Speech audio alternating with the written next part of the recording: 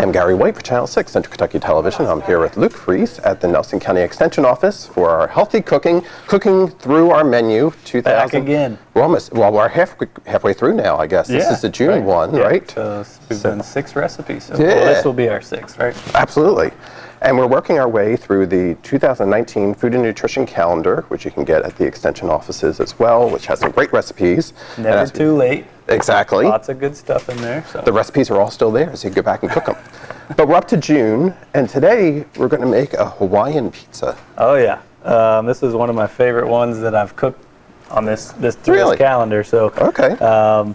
Taste-wise, I mean, who doesn't love pizza, right? That's right. So, we're going to give it a shot today. So it does have pineapple on it, right? It does, and I'm typically in the boat. I feel like you stand either one of two ways on this. You either say that if you have fruit on your pizza, it's not pizza, or you really like it. So I'm typically in the I don't like fruit on my pizza, but this one's pretty good. So okay, well, we'll let you be the judge. Okay, so what do we have? What do we need to do here for our Hawaiian pizza? So I've got just kind of like always, I've got everything kind of prepared. We'll just kind of read through the ingredient list here. Absolutely. We've got pre-made pizza crust, which you can find those in any kind of variety. This one is whole wheat. It looks again, we try to get those whole grains in when we can. Healthier option. Right. If you want or have time to make your own crust, you're more than welcome to. Make your own dough and all that good stuff. Make a night of it. You can. We didn't have time. Have you ever done that? I have, and I enjoy it. It's fun when you have the time to do it, but unfortunately this morning we didn't. So this is a whole wheat pre-made crust. You can get them in a roll, like the dough you can roll out from a variety of brands, but we went with the one that's kind of already pre-baked, so all we got to do is throw it in the oven, let it cook for a little while, and then we're good to go. Also barbecue sauce, and for this particular recipe, you kind of have to pick and choose your barbecue sauce. I think it really makes or breaks the recipe, because if you get kind of a tangier barbecue sauce that's kind of salty, it's probably not going to be quite as flavorful as the one that we have here. This one's got a little bit of sweetness to it. And then I actually, if you'll toss me that bottle there, you can add some honey to it to make it a little sweeter. If you have tangy barbecue sauce in your fridge, you can add a little honey to it. This is local honey. I'm not going to show the label, but this is local honey, and you can find these from a variety of beekeepers in the county. And we have a beekeeper group here too, if you want to learn more about keeping bees. So not my thing. Scared to get stung. But I agree. And the farmers market, you can get them at the farmers market as well. Yes. With some various different brands. Yeah, and that's in full force right now. So absolutely, June's a good time to go visit your farmers market, get to know your farmers. So. And a little tip with the honey, they say that helps with allergies and stuff too, if you get it locally, right? Potentially. Right. And there's a variety, depending on what the bees are kind of pollinating, there's a variety of different tastes, colors. You could do a whole class on just honey alone. So, but it is supposed to have some good things for you. And I know people, when they're sick, some people I know will drink tea and add a little honey to it to kind of boost their immune system. So a lot of different things that people use honey for, but today we're going to sweeten our barbecue sauce with it a little bit. So. And it never goes bad. Yeah. Which is awesome. Okay. All right. That's enough on honey? Yeah, enough on honey, enough on barbecue sauce. We've got a 3/4 cup reduced fat mozzarella. So we have that here. There's a variety of different percentages of fat content in your cheeses that you can find at the grocery store. So if you want to go lower than reduced fat, you can. If you want to switch it up, but we try to kind of limit our fat intake here in this recipe. Right. We're going to use a 1/2 cup of pineapple tidbits, drained. Those are from a can. So I just took those out of the can, or I drained them, took them out of the can, put them in there. Sliced mushrooms, again, seems like a lot of our recipes this year have a lot of mushrooms in them, but we kind of say every month that you can buy those pre-sliced. They're value added, so you're going to pay a little bit more, but you can buy the whole ones and slice them yourself if you'd rather. And some local mushroom growers as well out there as well. I don't know if you can get the pineapple local though. No. If they say that they have a local pineapple at the farmers market, you might want to ask about it. Not the best climate for pineapple around here. Then we have a 1/2 cup of cooked chicken. Now I used a can of chicken, but what I did, since I don't like the way that it looks when it comes out of the can, sometimes we eat with our eyes, like we say, and it comes out of that can kind of looking a little pink. and it's cooked. It's fully cooked, but it just looks a little different. So I like to take a pan and just kind of fry it up. Well, not fry it up, but just heat it up a little bit, and then it changes that color, and you can see it's looks like a nice cooked, shredded chicken instead of the stuff right out of the can. Just that salmon. Yeah. Yeah. And then we have a half a cup of spinach. I've just got the variety, the baby spinach variety. You can slice that up if you want to. I like using the whole leaves. It just kind of makes the presentation look a little bit better. We have a half of a red onion, which I'm going to kind of go through how to do that, slice those a little easier. Without crying? I don't know if I can guarantee that. Maybe wear ski goggles or something. But I'm going to show just in a second how to do that easily. And then there's an optional red pepper flakes. And, when you go to a pizza joint, you always have your red pepper flake option and your Parmesan cheese. So if you want to add those things at the end, you can. We're not going to do that today just because I don't want to over spice you there, Gary. Don't want you to cry for the onion and cry for the pepper flakes. So just going through this is going to be a pretty simple day because we're not really cooking anything. We're just kind of putting the ingredients on the pizza. We're going to put it in the oven. I've actually baked one prior to, so we'll show you a miracle oven. 1 second later, we'll have a pizza. Exactly. But it has some instructions here. A few things I noticed. It says preheat your oven to 425 degrees. I think that would work with anything, but I would really look at your crust because that's what all our ingredients are cooked.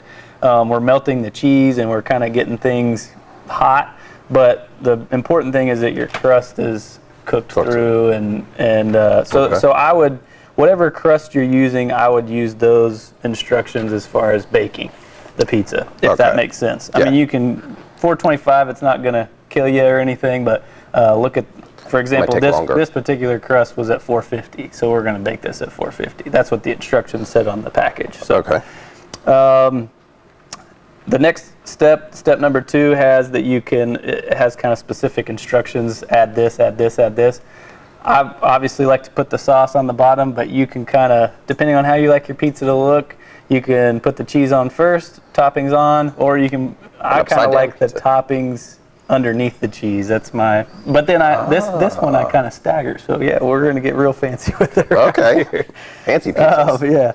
And then we'll put some cheese on top. We're going to throw it in the oven, and then basically we're done. So this is a pretty simple recipe. It's delicious for the summertime. If you're by the pool, you can make a pizza and take it out to your guests, whatever you need to do. And then we'll show you how to make it a meal at the end, as we typically do. So if you want to add the barbecue sauce, you can use that spoon there. And you have to add all of it. Again, this is kind of to taste, I think. There's specific measurements on the recipe. See, when they make some people like more barbecue sauce, or they put it in a circle or something. I guess. Yeah, and then kind of spread it around. I'll hold that so it doesn't shift on you. Okay. But again, just any variety of barbecue sauce that you like. I prefer a sweeter barbecue sauce for this particular recipe. So. Okay, it's staying with the sweetness of the pineapple and everything then too. And this has a little bit of spice in it too. That may give away the brand of the barbecue sauce, but it's got a little sweet, got a little spice. Yeah. So. You can make it with bourbon barbecue sauce if you wanted to. Oh yeah, that would be that's actually a good idea. Thanks, Gary. Kentucky own. Yeah, that's great. All right. That's perfect. Yeah. And I want to mention I have my apron on, so I didn't have to worry about getting the barbecue sauce on your shirt for the rest of the day. From the extension office as well. Okay. You can. So then what I did was put the pineapple on next. Again, you can put these on in any order. I like my pineapple to be kind of covered up. And you can use as much or little pineapple as you like. Looks good. There we go. Then I did I put some cheese on it on top of that. So why don't we do that? Let's sprinkle just a little bit of cheese on top. We're going to kind of hide that pineapple a little bit. Okay. See if you can cover it all up there, Gary. Perfect. Then we're going to put our spinach, and I usually just do leaf at a time, so we're not kind of. And a lot of these, what's interesting about this recipe, you got to kind of watch. The spinach is going to cook down, and it has a lot of water in it. The pineapple will cook down, has a lot of water in it. The mushrooms have a lot of water in them. So you don't want to over, topping your pizza, for lack of a better word. How's that? Looks good to me. And then we're going to put some more cheese on top of that. I'm just going to kind of spread this out just a little bit, Gary. There we go. Thank you. Is this yours spit out of yours? Okay. And we really probably want to cover that spinach up pretty well, because the other ones we want showing, or at least I do. Yeah. You can do it however you want. It's beautiful. And beautiful cheese part of this. is a good part. Is the best part. All right, that's probably good. Is that good? Yes, sir. Okay. All right, then we're going to do the chicken and the mushrooms. And use my spoon again? Yeah, sure. You can use your spoon. And you don't have to put all of it on there again. I haven't measured these out, pre-measured them, so we'll just use as much topping. And again, if you don't like mushrooms, don't put mushrooms in it. If you don't like spinach, by all means. I like chicken. Yeah, we'll put chicken put all the chicken. Yeah, all that protein. Okay. All right. And then a little mushroom on top of that. Okay. Beautiful. Is that good? I'm going to kind of spread it out here. Excellent. Gary likes all the toppings. All right. And then what I did last time, I put cheese on top of that, and then my onions were kind of the garnish. Oh, okay. I'm getting way over. So I put the rest of the cheese on here. Okay. There we go. Perfect. We have Make a little mess, but okay. Yeah, we have like a leaning tower of Pisa. All right. And then, those onions just kind of add a nice purple color to it. And again, you don't have to use all the onion. I usually just use little pieces here and there. Yeah. So break that up a little bit there. How's that look? Perfect. How do you think it looks? I think it looks great. The most important and see, this is what you could do too with if you had kids or stuff. They could kind of help with this element as well, or whatever. They can help with any of this. So up to you. So now we have the onion on there. I'm going to show you how I sliced it, just because we got all this stuff here, and everybody's like, "Well, you didn't do all the hard work in front of us, right?" And so I don't know if you want to. Just gonna wash my hand from the onion. Okay. Okay. All right. So I have a whole onion here, and the key to slicing any fruit or vegetable is to make sure that you try to get it on a flat surface first, because whenever you're trying to cut, when you got a round object, it's going to move around on you. You obviously have a sharp knife, so you don't want to cut yourself that way, and it's really easy to slip. So I'm just going to make sure my hand's out of the way, and I'm going to cut that onion right in half lengthwise, so root to root. So this is the part of the onion that kind of sticks out of the ground. This is the root that goes in the ground. So you're going to cut it root to root in half. And you can help me with this part, Gary. But what we're going to do is just take that first layer from the flour part. It's really easy to take that first layer right off. Which I got a little onion in there too. Okay. So now we're ready to slice or dice or whatever it is. First part of the onion. You did the same thing. All right. Twinsies. All right. So from this point, we're going to leave the root that goes into the ground. Okay. And we're going to slice the flour root just right off there. All right. So our onion has the cover off. We slice the flour part of the root off. And then all we're going to do, our goal is to keep this onion all together. All right. And again, for this, if you were making slices like the pizza, you could just go ahead and slice it down. We can even make a couple slices. And it says thin slices. If you're not an onion fan, the thin slices are a little bit better, easier to handle than big, thick slices in your pizza. So that's an easy way to slice. Now, if you wanted to dice this into small pieces, you want them kind of hidden in there. Oh, yeah. Okay. You can just take the end of your knife, and you're going to not cut through the root, but all the way up to the root. And go all the way around the onion. And if you want a smaller dice, the smaller the spacing you have, the better. But you see that root holds the onion together. Yeah. So you don't have moving bits and pieces on you. And then, just like we sliced earlier, we can just move the onion to the knife and slice right down. I'm going off the cutting board here. But what that does for us is it just has a nice fine dice. And then if you want it smaller, you can go back and chop it. But that's a real easy way to get that done without slicing your fingers off. So there you go. And you keep yeah, your and fingers back, right? the bear claw, that's what I call it with the kids, but the bear claw is just make sure your fingers are back, and you can even go all the way up to your knuckles with your knife as long as your fingers are back, and that way you know exactly where that blade is at all times. But you know, we do this with kids that are 8 to 9 years old, and they're able to do this, and the quicker they learn correct knife skills and use a good knife, the better off they are moving forward, because you know, if you don't have the proper technique, you may slip and cut yourself. We Get don't dangerous. want that. So, absolutely. there you go. There's your other hand. Are you crying? Not yet. I didn't cut it. All right. All right. So some people, again, two different boats for this. Some people like to leave their pizza crust on this baking sheet, and you can if you want. I like kind of a crispier crust, and so a little bit of airflow underneath that in the oven will help it kind of crisp up a little bit better. Okay. Do you have a preference? No. No. I like the crispiness though, so probably I would. So I'm just gonna, when I put this in the oven, I'm just gonna slide it right off that pan. It cooks again for 8 to 10 minutes, and then you're all set. So magic oven. Yes. We've got our pizza, the one that I prepared earlier. We'll bake this one later, and Gary and I will try to eat a pizza apiece. That's right. Here we go. So there I don't know if I have my chicken still under there. There we go. Ta-da! Look at that. Wow, Gary, you did a great job. Good? Yeah. All right. So another lesson that I've learned here in the extension office. So, you know, we have lots of groups that come in here.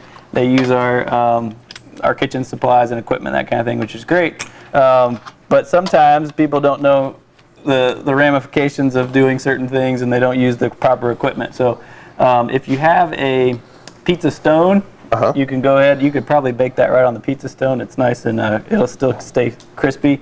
But if you bake it on a pan, when you take it out, make sure you take it off the pan, because as soon as you start rolling that pizza cutter on it, you're going to make these indentions in your pan. You mean that wasn't designed like that? No. Yeah, it kind of looks like a pattern, but yeah, you don't want that. That'll kind of ruin your pan. So just a heads up, disclaimer. Gotcha. All right. So we've got our pizza on a cutting board. Yep, and looks good. It doesn't move around on us. Do you want to do the honors? All right. All right. I don't know if there's a method. Maybe if somebody's out there who works at a pizza joint, they could teach me how to cut. But I usually go right in half. Look at that. You can even spin this around. That was good. And then I cut it in quarters. And then from here, you can kind of cut it into smaller pieces if you want. I guess we'll go ahead and do. I guess a typical pizza has about 8 slices, I think. I don't know that for sure. Okay. But we'll give it a shot. Then we'll put it on our plate. And the pizza cutter comes in handy. If you don't have a pizza cutter, you can... You could use just a chef's knife like this and rock it back and forth. But there you go. So, see? Good cut. Yeah.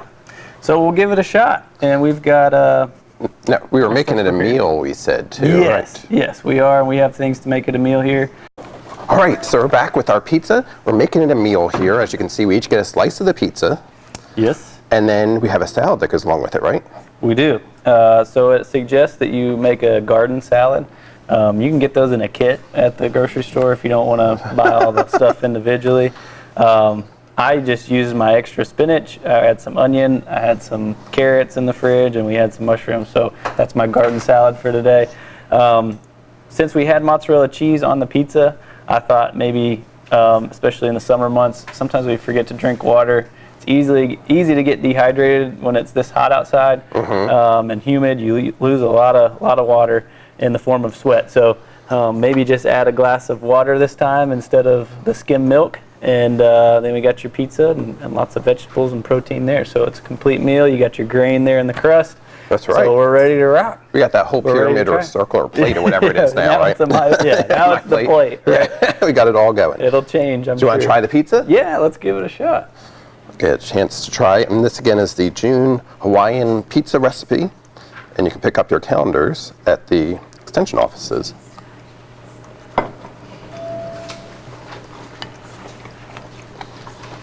What do you think? It's good. A little spicy at the bottom. I think that's the barbecue sauce, but yeah. Again, I like spice. That's been a common theme for me throughout the time we've been doing this. So, and it has the sweetness too. I can taste with it.